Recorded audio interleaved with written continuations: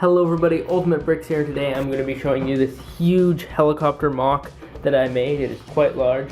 Just for scale, here is an agent minifigure right next to it. And here's one of the first features you can see. You can open it up and place the figure right inside. He's right there. And then you can close again. Another feature is the panel opens up on this side too. And that gives you access to the battery box. And that turns it on, and it's geared up to spin the top rotor, as well as I have gears and axles running all the way to the back to spin the rear rotor as well. Before we get into the mechanism though, let's get into some of the aesthetics. You can see I'm pretty happy with the design from the front. I think it looks really good. There is some glass down here and two figures can fit inside there, and then there's some more glass up here, another cockpit, and this is where another figure can fit. So it has three pilots, or you can kind of say whatever roles you want them to have. Anyways, then on either side there are these giant panels that lift up. They lift up on both sides, and that allows figures to go into this bay area. You can see right there, there's the agent.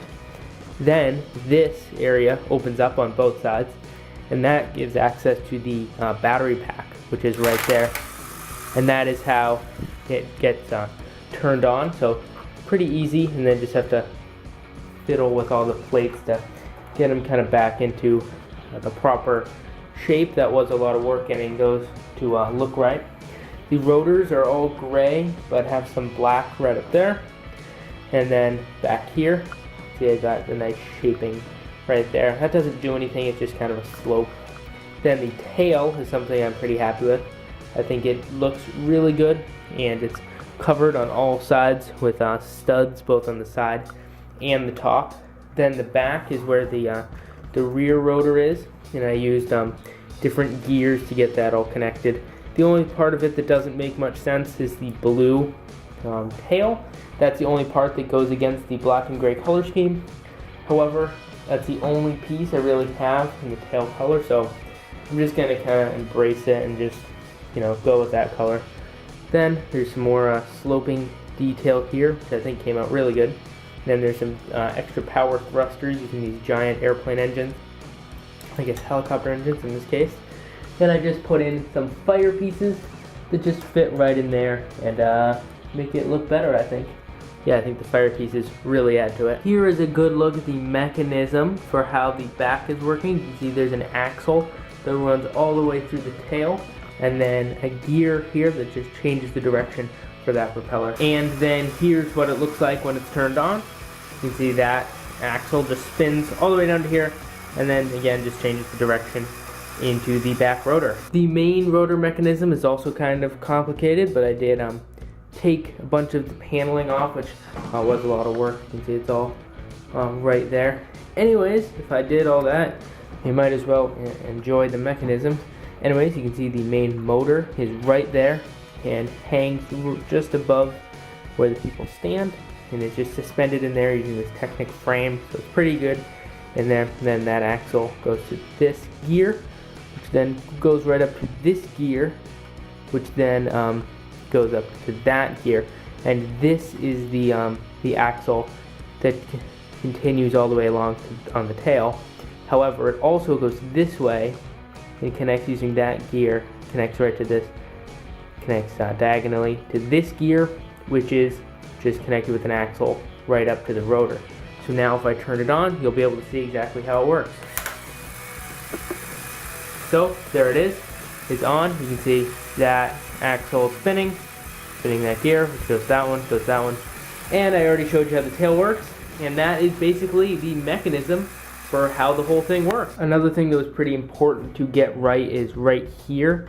I really needed these Technic beams just to totally clamp this whole area down, because if I didn't have these beams just right there connecting the whole frame together, then the gears would just pop out. So that's why these beams right here are super important. I have the same thing on the other side as well. A lot of the paneling is just connected with ball joints. This right here is connected with a single ball joint, which allows me to get at an odd angle.